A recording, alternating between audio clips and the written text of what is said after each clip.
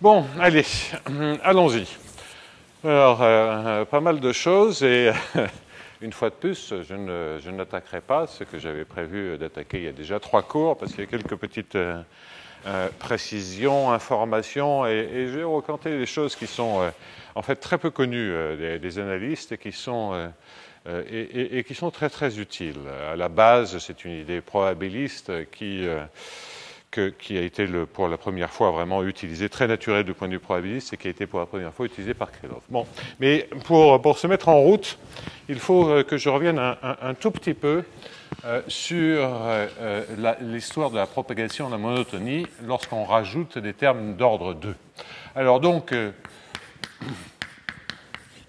cette partie-là, comme d'habitude, ne pose absolument aucun rôle si on suppose, et on s'intéresse donc à la propagation de la monotonie. Je ne remets pas toutes les hypothèses, sinon je passe mon temps à répéter tout le temps la même chose.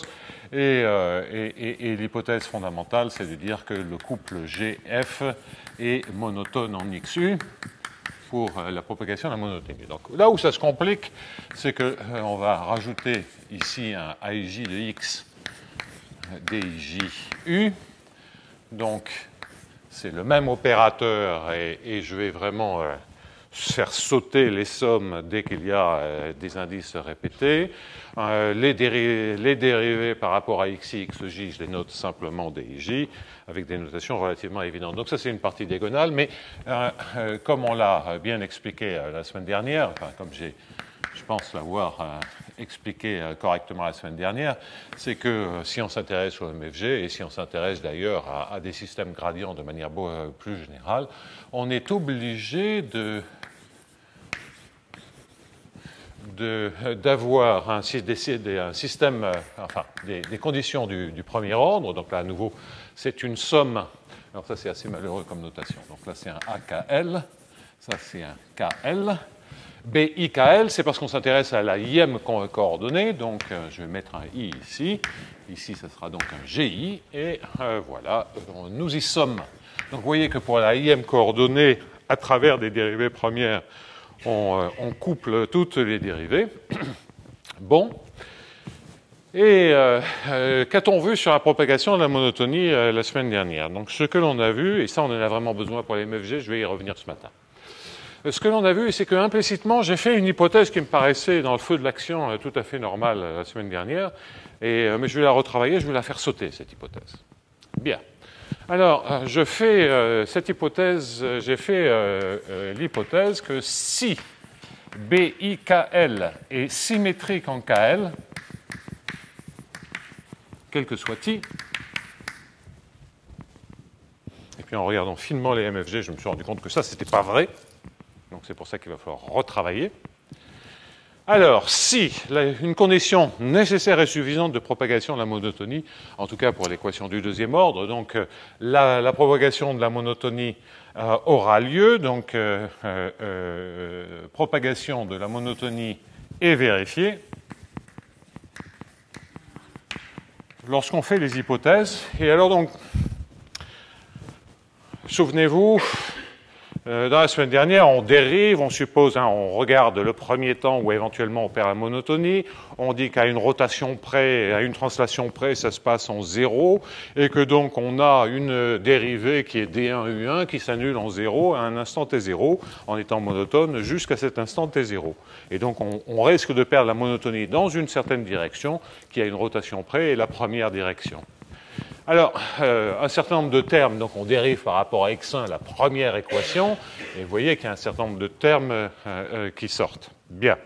Alors, on avait travaillé la semaine dernière pour expliquer que, au-delà du fait que D1, certes 2U1 s'annule, mais tout son gradient s'annule, on avait aussi compris pourquoi DLK de U1 au point, je vous rappelle, DLK, quel que soit L, K supérieur ou égal à 2, est égal à D1L UK,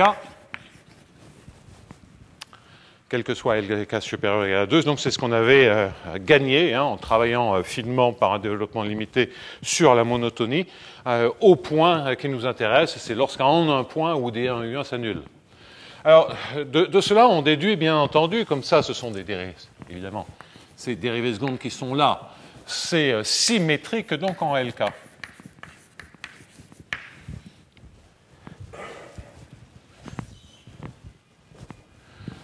De sorte que, lorsque j'avais écrit que, eh bien, il fallait que D1 de AKL pour KL supérieur ou égal à 2 soit égal à B1 KL, hein, c'était ça la condition qui apparaissait la semaine dernière.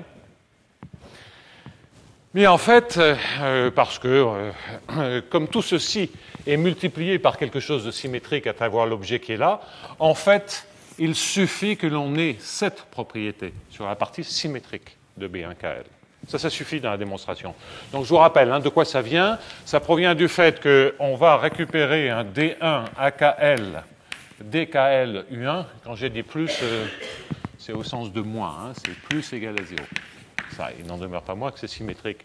Donc vous voyez que quand vous dérivez par rapport à x1, je me concentre sur les KL supérieurs ou égal à 2.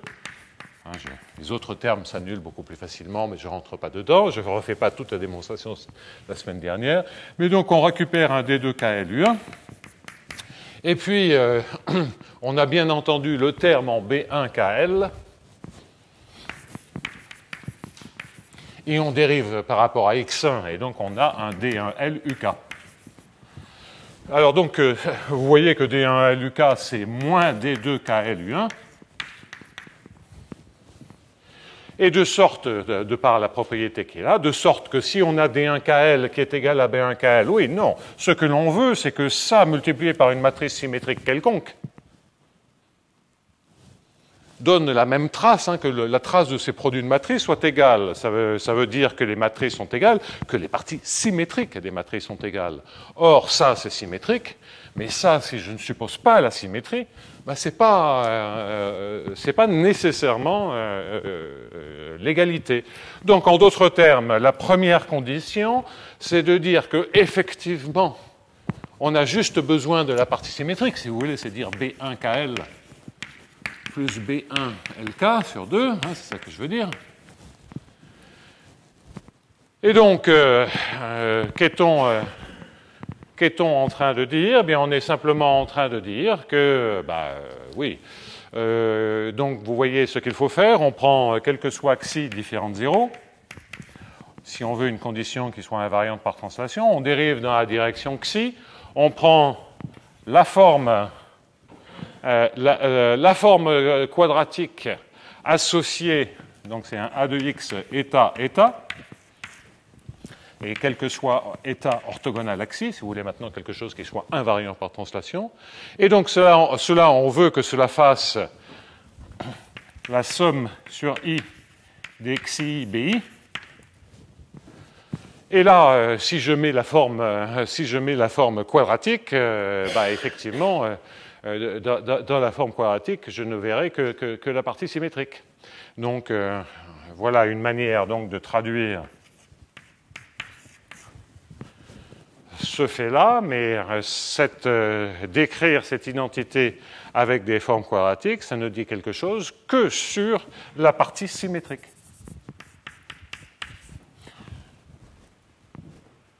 En d'autres termes, hein, c'est si vous oubliez ces orthogonalités et vous pensez que les BI, c'est les D sur DXI des A, non, c'est la partie symétrique des BI qui est D sur DXI de A. Si vous oubliez le fait qu'on ait même besoin d'un peu moins. Alors ça, c'est un des termes, et puis il y avait un autre terme qui était dangereux, qui consistait à dériver le BIKL, et donc là, il faut à nouveau le regarder très finement si on ne dit plus rien sur la symétrie. Donc je repose ça, c'est vraiment un condensé, en plus pour ceux qui n'étaient pas là, ça permet d'un peu rattraper. C'est un D1 de B1KL DLUK. Là, en revanche, ce que je sais, c'est que ce n'est pas forcément symétrique, c'est positif ou nul. Et c'est une somme sur K et L supérieure ou égale à 2, parce que dès qu'on prend K ou L égale à 1, tout ceci s'annule. Alors, KL supérieur ou égal à 2.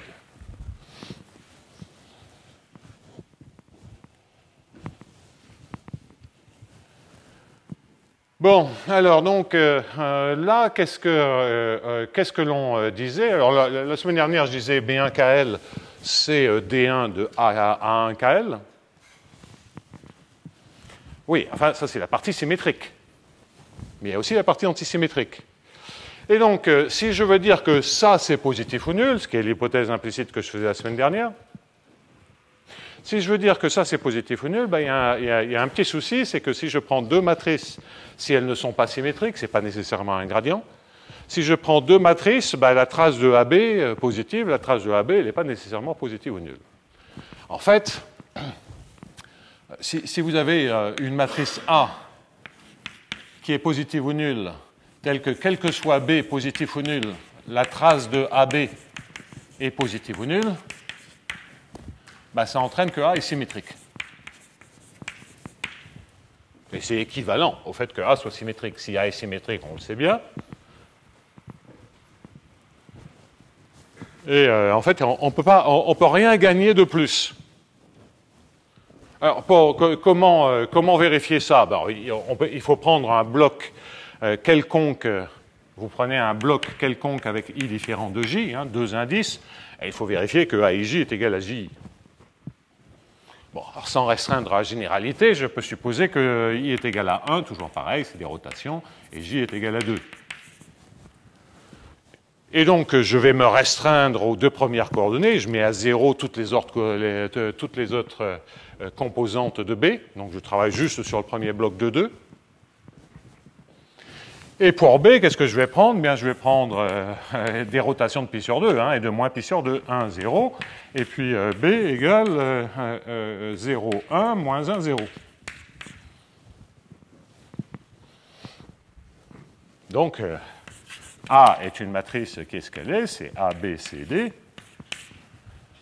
Certes, elle est positive ou nulle. Mais on va comprendre ce que fait la trace de AB. Bon, ben, on calcule AB. Alors, le premier terme, ça me fait B. Le terme qui est là, je m'en moque, puisque c'est la trace qui m'intéresse. Et donc, je calcule uniquement le dernier terme, qui est moins C. Donc, ça me donne ça. Et si je calcule la trace de ça, ça fait B moins C. Et si B moins C est positif ou nul, ça veut déjà dire que B est supérieur ou égal à C. Alors, évidemment, si je prends l'autre, qu'est-ce que je vais trouver? Donc, je vais trouver ici moins B. Un terme dont je me moque. Et ici, je vais trouver C. Hein, c'est CD, oui, c'est ça, C. Et donc, la trace, ça me fait moins B plus C qui est positif ou nul. Donc, B égale à C, la matrice est bien symétrique. Donc, je n'ai pas le choix. Si je veux que ceci soit positif ou nul, eh bien, je vais avoir besoin, donc j'ai...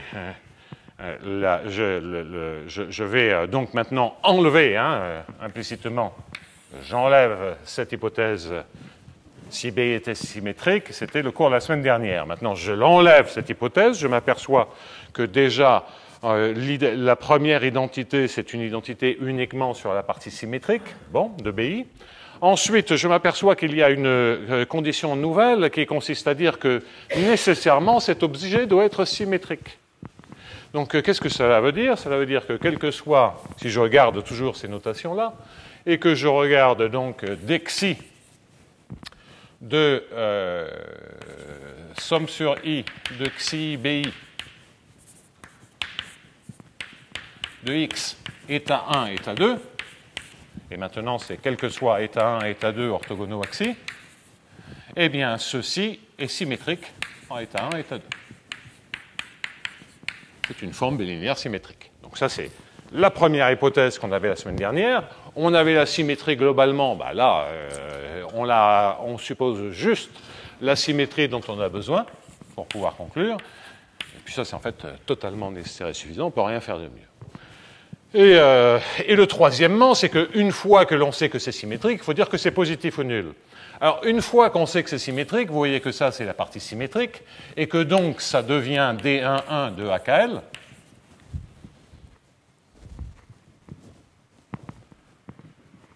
Et on retombe bien sur la convexité des formes quadratiques dans une certaine direction, convexité dans les autres directions, et donc on retombe sur la condition qui est la condition nécessaire et suffisante pour les équations paraboliques. Hein, c'est normal qu'on s'y retrouve là, qu'on avait obtenu avec Marek-Musiela. Donc on reconnaît là, effectivement, dans le cas d'un gradient d'une équation parabolique, eh bien, la première condition est trivialement satisfaite parce que B, c'est justement, BI, c'est DI de A. Et la deuxième, comme BI et DI de A, c'est automatiquement symétrique puisque A est symétrique, et que donc la condition est la condition que l'on avait avec Marek-Musiela, qui consiste à dire que, grosso modo, si je regarde D de xi AX état, c'est positif ou nul, c'est pas grosso modo, c'est exactement ça. C'est-à-dire que on a la convexité sur tous les hyperplans orthogonaux à état de la forme quadratique dans la direction état. Donc toutes ces conditions sont des conditions qui nécessitent au moins deux directions, ça veut dire qu'en dimension 1, il n'y a évidemment aucune condition, et qu'en dimension supérieure, il y a ces conditions qui sont là pour assurer la propagation de la monotonie. Donc par rapport à la semaine dernière, qu'ai-je fait ?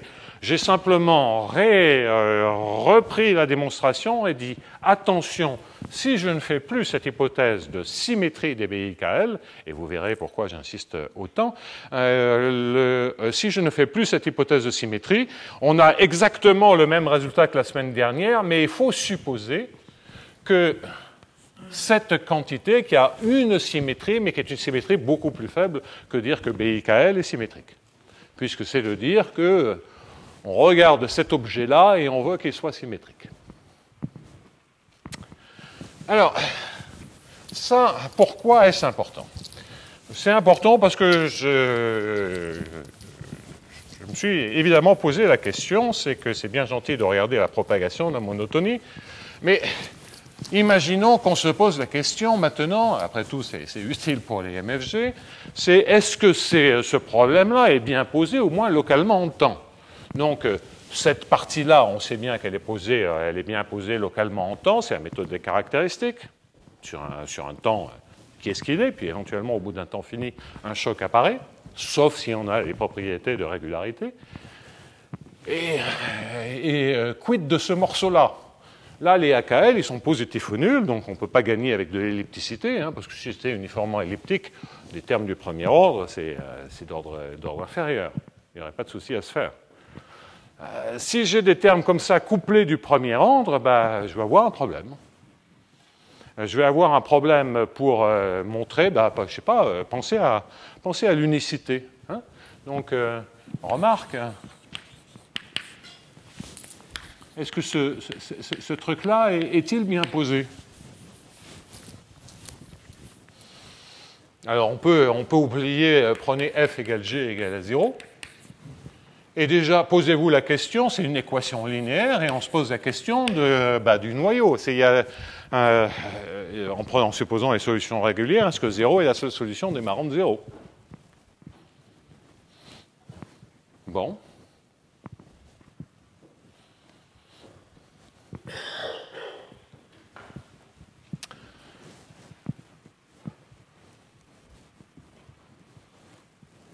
Alors, le point que je suis en train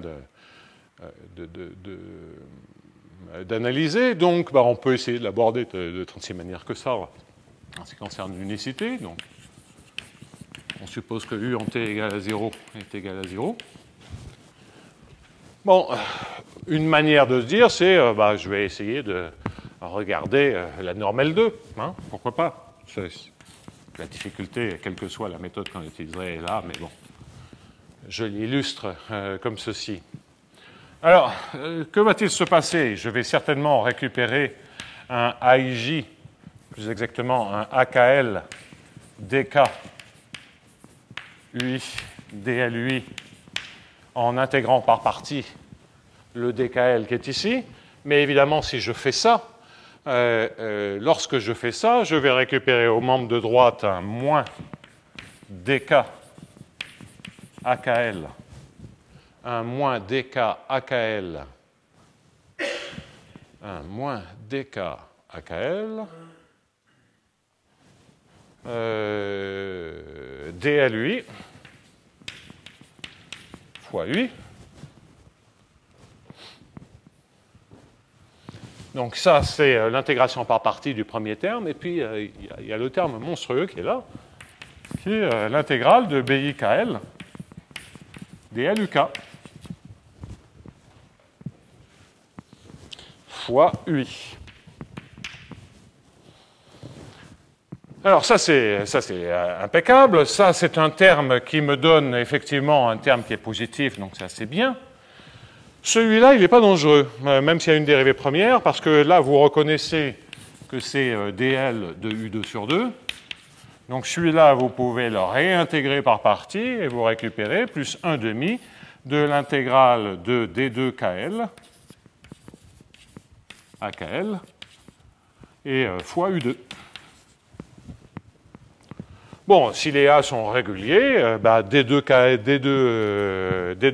de AKL, c'est majoré, et puis là, j'ai un grand val, hein, je contrôle la norme L2 par C fois la norme L2, donc si je démarre de 0, je ne décolle pas de 0. Donc ça, c'est OK.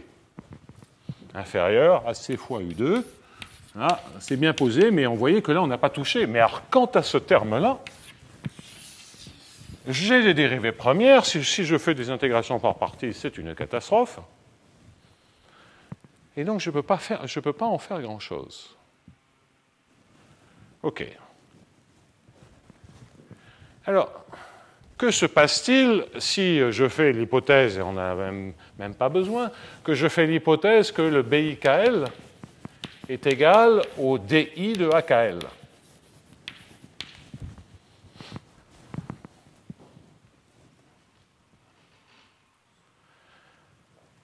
Alors, si j'ai ça, j'ai un terme qui est donc l'intégrale de DI AKL, dLUK, UI. Bon. OK, donc il n'y a que du A. Donc il faut à tout prix, hein, je n'ai pas le choix, il faut à tout prix que je puisse absorber ce terme-là par, d'une part, de la norme de L2 avec des constantes aussi grandes que je veux, et puis le terme qui est ici, qui est un AKL, mais vous voyez que c'est un AKL DKUI. Hein? Donc, lorsque j'ai un AKL, c'est pas ce qu'il faut. Alors, pour y voir un peu plus clair, il faut se souvenir d'une chose, c'est une petite hypothèse, mais vraiment pas une hypothèse gênante, c'est d'introduire des racines carrées de la matrice A. Alors, quand on a une matrice qui est définie positive, régulière, la racine carrée régulière par rapport à un paramètre, la racine carrée, que l'on prend symétrique dans ce cas-là, de la matrice définie positive dépendant de ce paramètre, elle est pareille, elle est définie positive, symétrique, régulière, il n'y a aucun souci. Mais quand on commence à prendre des matrices qui sont positives ou nulles, les racines carrées, c'est dangereux. Exemple, en dimension 1.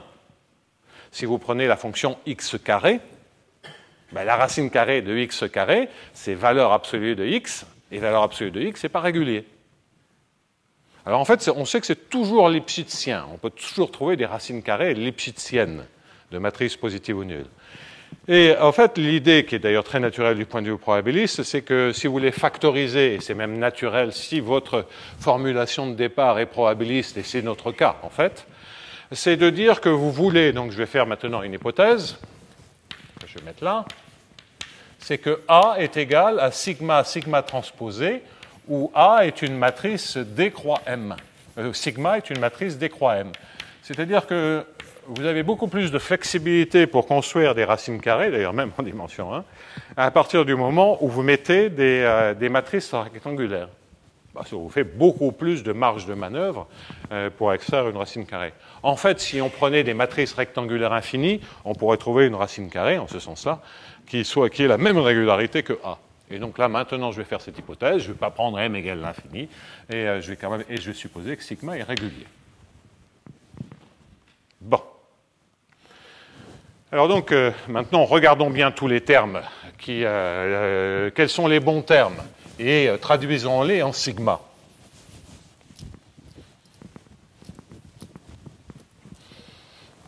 Alors, le terme qui est là, ça devient quoi? Ça devient sigma k alpha, sigma L alpha.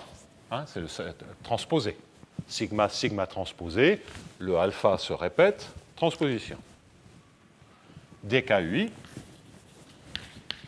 dlui.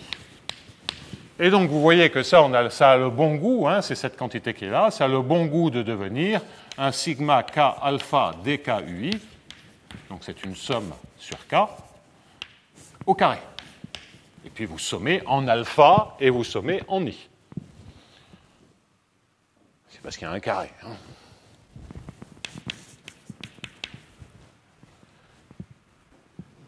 Donc ça, d'une certaine manière, ça vous exhibe tous les champs de vecteurs contrôlés par la forme quadratique. Les champs de vecteurs étant sigma k alpha, alpha par alpha. Et on a ça pour chacune des composantes. Bien. Donc, que puis-je dire maintenant du terme qui est là? Ben, je dérive des IKL. Tous les autres termes, je peux les effacer. Hein. On est vraiment en train d'essayer de majorer le terme qui est ici. Eh bien, quand je fais des IKL, je reviens là. Qu'avez-vous? Vous avez un DI de sigma K alpha, sigma L alpha, et vous avez un sigma K alpha, DI de sigma L alpha.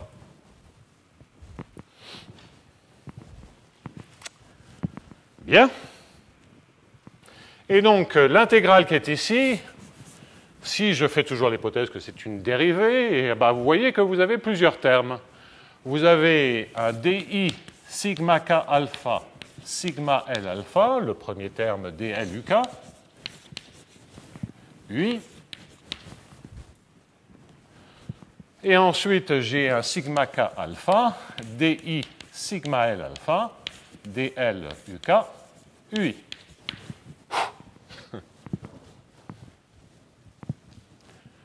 Alors, regardez bien. Quels sont les termes qui marchent? Ben, c'est des sigma K, lorsque j'ai un sigma K qui commence par K et un DK. Et là, j'ai un sigma L alpha DLUK. Donc ce terme, il est OK parce que je peux le majorer, ce terme-là, par un sigma L alpha DLU carré plus U2, avec des constantes qui sont ce qu'ils sont. Donc là, je peux en mettre, j'en ai un de l'autre côté, je peux mettre un demi ici, et puis une constante ici. Donc le premier terme, pas de souci. OK? Parce qu'effectivement, je vois le sigma L alpha DLUK. Mais le deuxième terme, vous voyez que le terme, c'est un sigma alpha et DLUK. Et le K, il est en haut, il n'est pas en bas.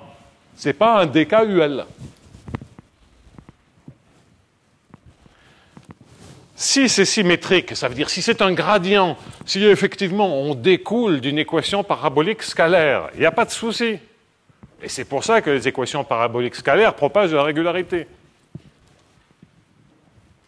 Même dégénérée, si on fait ces hypothèses-là. Donc si on a un gradient, il n'y a pas de souci, mais si on n'a pas un gradient, et nous on a des systèmes où on n'a pas des gradients, ben, il y a un problème. Il y a un problème et il n'est pas technique, c'est-à-dire que le problème il est mal posé. Donc il faut faire très attention à l'absence de symétrie de DLUK, ce n'est pas nécessairement symétrique, et il y a des termes qui sont mauvais. Alors ça veut dire quoi sur les MFG, puisqu'on a un truc comme ça pour les MFG? Donc il est important de bien voir quelle est la structure qu'il y a.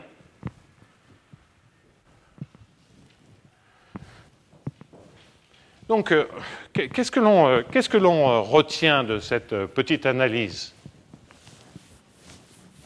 Pour l'instant, je suis en train de vous expliquer les difficultés, mais les solutions vont apparaître. Mais les solutions, et vous verrez qu'elles seront totalement cohérentes.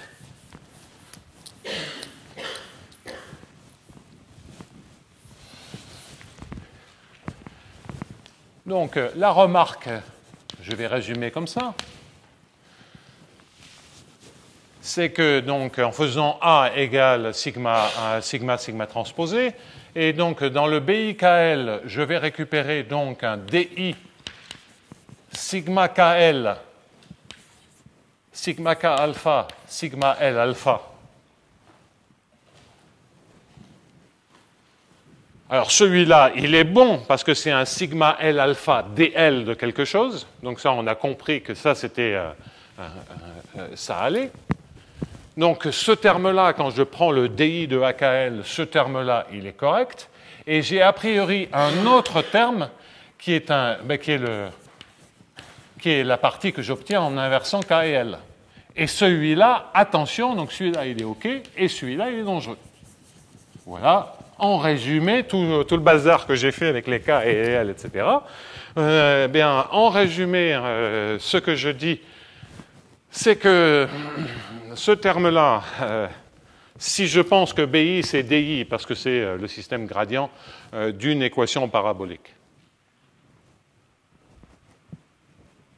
eh bien, il y a un terme, quand je dérive les coefficients, il y a un terme qui est bon et un terme qui est dangereux. Donc, normalement, j'ai la somme de ces deux trucs. Et c'est quoi, ça? C'est le symétrisé de celui-ci. Hein, j'échange L et K.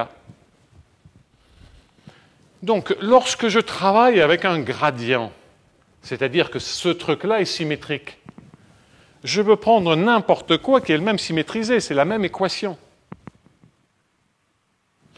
Donc, en particulier, si je dis que je vais prendre 2 fois le premier terme,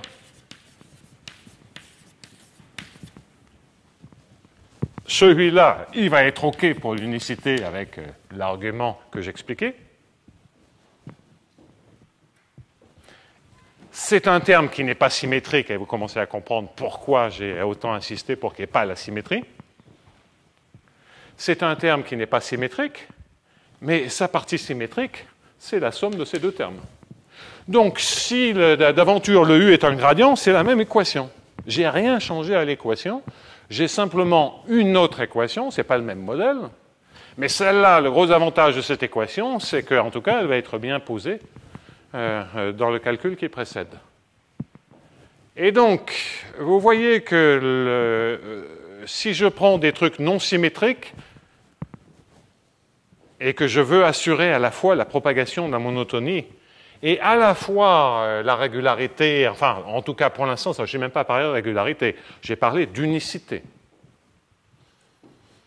Il va falloir faire vachement attention à quelles sont les équations que l'on regarde. Et certainement, on a intérêt à sortir de la symétrie. Donc, je le répète, on aura donc déjà comme cas particulier la propagation de la monotonie, et on a besoin de gérer ça dans des situations qui ne sont pas symétriques. Et donc là, si implicitement, hein, j'ai pris la partie symétrique de DI de A, c'est la partie symétrique de BI, c'est bien la dérivée par rapport à XI de A, puisque c'est exactement ce que je viens de faire. La dernière condition, elle ne dépend pas de B, et donc vous voyez que si vous prenez ce terme-là et vous voulez la propagation de la monotonie, qu'est-ce que ça vous dit? Cela vous dit que vous devez... ce que vous avez, c'est que le premier terme, c'est un dexi de sigma k alpha, sigma L alpha, et vous lui remettez un autre dexi.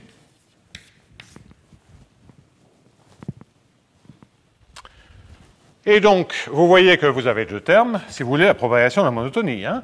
C'est un dexi de sigma k alpha, dexi de sigma L alpha, et ça c'est bien symétrique. Mais vous avez un terme supplémentaire qui est un d de xi de sigma k alpha, sigma L alpha, et donc l'hypothèse de propagation de la monotonie, c'est que ce produit de matrice il vaut 0. Bigre. Alors, il y a de quoi un peu s'y perdre. Propagation de la monotonie, on connaît les bonnes conditions. Quand on a une équation parabolique scalaire et qu'on regarde le système satisfait par le gradient, on peut l'écrire de 36 manières différentes. Ces manières ne sont pas indifférentes pour l'unicité. Hein, c'est ça le résumé. Et que la bonne manière d'écrire ça, c'est de prendre ce terme-là qui est non symétrique. Mais on le paye sur la monotonie. quid du MFG? C'est écrit comment? C'est lequel de ces systèmes? Eh bien, on va revenir donc au MFG. Et ça va être, oui?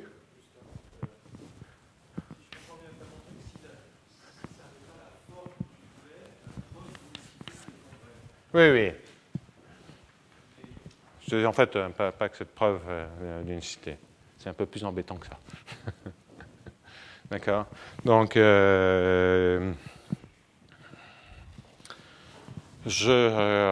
là, pour l'instant, et je sais à quoi tu fais référence, mais c'est différent. Donc, là,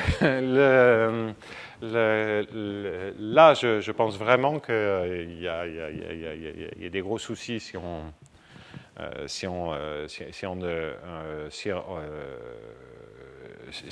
a le double terme qui est là. On va le voir un peu plus tard. On aura une autre vision où on verra qu'on peut réécrire tout ça avec des équations et on perd le caractère parabolique de l'équation si on ne l'écrit pas comme ça. Donc ça, c'est un argument qui sera beaucoup plus probant. Donc, ce que je veux dire, c'est que quand je prends la dérivée d'une équation parabolique scalaire, donc la remarque que faisait Claude, c'était que ce que j'ai simplement montré, c'est que la méthode marchait, en tout cas marchait dans ce cas-là, et ne semblait pas trop marcher dans l'autre cas. Ça ne prouve pas qu'il n'y a pas unicité par une autre démonstration. En fait, on verra qu'il y a vraiment un souci avec le côté elliptique ou parabolique du système. Bon, alors ça veut dire quoi le côté parabolique du système? On verra ça plus tard. Parce que là, il n'y a toujours pas d'astuce probabiliste qui soit apparue. Donc, ça peut être un peu perturbant. Ce que je suis simplement en train de dire, c'est qu'à cause de la symétrie des dérivées secondes, quand on écrit le système satisfait par le gradient d'une équation parabolique, eh bien, on peut l'écrire de toutes sortes de manières différentes. Parce que comme le dKUL est symétrique, eh bien, je peux prendre la formule exacte, ou je peux prendre ceci. Je pourrais d'ailleurs prendre l'autre, avec K et L inversés. Ça ne change rien, parce que toutes leurs parties symétriques sont les mêmes. Donc, ça ne change rien. Bien. En revanche, ça change pour la progression à la monotonie, et ça change pour le caractère bien posé, ou en tout cas la démonstration de l'unicité. Dans une norme quelconque, la norme L2, évidemment, ne joue absolument aucun rôle ici. Alors, et donc, retour sur les MFG, c'est lequel de système? Eh bien, ce que l'on va voir, c'est qu'en fait, les MFG, c'est naturellement exactement ce système-là. Et ce n'est pas un tripatouillage, c'est d'écrire l'équation comme elle nous arrange. C'est qu'a priori, pour les MFG, ça ne va pas se présenter. Alors, c'est bien le gradient d'une équation d'Hamilton-Jacobi-Bellman dans le cas où c'est un gradient, parce que de toute façon, là, on ne le voyait pas, parce que tout est symétrique, donc on ne voyait pas ce souci-là. Mais si on fait les choses avec beaucoup de précaution, on va voir que c'est précisément ce terme-là qui est là. Alors, comment on s'y prend? Eh bien, on revient à la dimension infinie. Et on va traduire en dimension finie le terme que l'on avait, le terme correspondant. Alors, le terme, quel était-il? C'était un d sur dm. Il y avait d'ailleurs un 2 qui était devant, un moins gradient par rapport à x, de u fonction de x et de m, et tout ça dans la direction gradient de m. Alors, pensez en dimension 1, non, en dimension 1, c'est quand même un peu gênant. Donc, gradient x, gradient x. Bien. Alors, le d sur dm, ça devient une dérivée par rapport à y. Ça, on le sait. Si y est la variable qui est ici. Je devrais me mettre ici un y là, ça serait quand même mieux, plus cohérent avec ce que je suis en train de faire. Donc, c'est une dérivée dans une certaine direction. L'opération gradient ym. M, maintenant, c'est des masses de Dirac, l'espace est devenu fini, affecté d'un certain nombre de poids. Et ça, c'est un dx. Alors, ça, c'est quoi? Bien, ça correspond simplement à faire, a priori, c'est une opération linéaire, et le M, il devient une somme de xi delta ai, j'ai des sites fixes, d'accord? Donc j'ai une opération linéaire sur les coefficients de M, c'est AX, une certaine matrice A. Donc je suis en train de dire que ce que j'ai là, c'est 2 fois AX L dl, c'est le D sur dm. Et qu'est-ce que c'est le moins gradient Y AU par rapport à gradient YM? Ben, c'est l'opérateur transposé. D'accord? Et donc, là, ce que vous allez avoir, c'est A transposé U. Donc, le système de MFG, a priori en dimension finie, il doit prendre cette forme-là, étant entendu que le A, qui m'intéresse, c'est AX tensoriel AX. Donc ça, c'est le terme petit a, et le B, il est là. Donc, très précisément, si je regarde la IM coordonnée de ceci, j'ai le BIKL DLUK.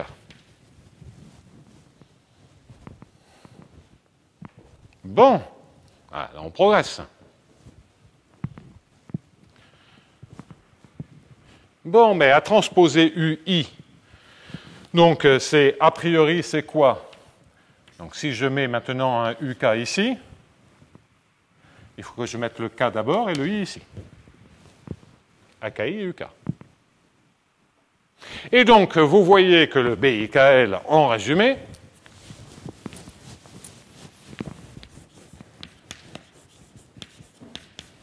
le BIKL il est donné par 2A. Alors, je peux en avoir plusieurs de matrice A et on somme tout ça, mais je fais simple. Donc, c'est un 2AXL. Ouais. AKI. Bon, mais c'est bon, il n'y a rien d'autre. Hein. AKI. C'est correct. Ben maintenant, on regarde. Pas le choix, hein. Donc, vous voyez hein, comment, pour les MFG, ce que l'on voit, c'est que la traduction en dimension infinie, ça ne nous donne pas des termes sommés, non, ça nous donne une expression très particulière en K et L. Et c'est ça le bon terme de bruit commun hein, que l'on récupère. Bien. Alors après, il peut y avoir d'autres termes, et ces autres termes, ils sont intégrés dans G de X et de U, ils sont linéaires en U, ça c'est vraiment pas le souci. Bon, donc, parce qu'il y a plusieurs autres termes. Hein. Il y a ce terme-là qui donne ce que je viens d'écrire, il y a un autre terme en dimension infinie qui donne celui-là, et puis un troisième terme qui donne quelque chose que je n'écris pas, qui est dans le G de X et de U, c'est pas ça le point important. On a une formule très générale et qui se trouve être linéaire en, enfin bon, linéaire, donc linéaire en U, donc ça ne change absolument rien en ces questions de monotonie. Alors, donc, est-ce que ça correspond à cette somme ou à celle-ci, ou à ce choix avec un 2 ? Ben, comme il y a un 2, on a envie de dire que c'est le bon truc, on va vérifier. En tout cas, ça ne correspond pas à cette somme parce que ce n'est pas symétrique en K et L. Déjà, on sait que ce n'est pas la dérivée naïve. Alors, c'est complètement compatible avec le fait que, néanmoins, la solution d'un MFG, s'il n'y a que des gradients, est le gradient de quelque chose. C'est compatible parce que, c'est ce que je vous disais, hein, seule la partie symétrique de BIKL nécessite d'être la dérivée. Donc, il n'y a pas de contradiction, mais il y a une difficulté à laquelle il faut faire un peu attention. Alors, lequel a-t-on ? Alors, sigma K alpha, donc ça, il faut écrire les choses un peu différemment. Donc, le AKL, hein, c'est quoi mon AKL de X ? C'est AXK, AXL. D'accord ? Et donc, vous voyez que je peux dériver la partie en K ou la partie en L par rapport à XI. dériver les deux, c'est le terme symétrique, ça ne marche pas. Et ce qui est OK, c'est de dériver le terme en K. Donc, la formule qui est encadrée ici, c'est de dériver par rapport à K, le terme en K, et je dérive par rapport à XI. Donc, je trouve quoi? Si je dérive par rapport à XI, ben je trouve bien entendu 2AKI à XL. Et c'est précisément ce qui est au-dessus. La moralité, c'est donc que pour les MFG, donc là je suis en train de faire un résumé, pour les MFG, j'ai que les A de X, c'est que A de X, c'est éventuellement, j'ai une somme de tels termes, donc là maintenant je les écris, c'est une somme sur, je vais manquer d'indice, le somme sur gamma de A gamma X tensoriel A gamma X, parce qu'en fait quand j'écris un gradient, ce terme-là, c'est vraiment la somme sur toutes les dérivées par rapport à YI. Donc j'ai en fait autant de termes que de directions. Puis si j'avais un bruit plus compliqué, j'aurais vraiment eu une somme. Donc j'aurais écrit ça. A gamma X tensoriel A gamma X. Et ce que je suis simplement en train de dire, c'est que le BI correspond, BIKL, correspond à la somme, à 2 fois la somme sur gamma de A gamma XL à gamma KI. Voilà ce que l'on a appris en résumé, et que cela correspond à écrire, à considérer des situations de manière un peu plus générale,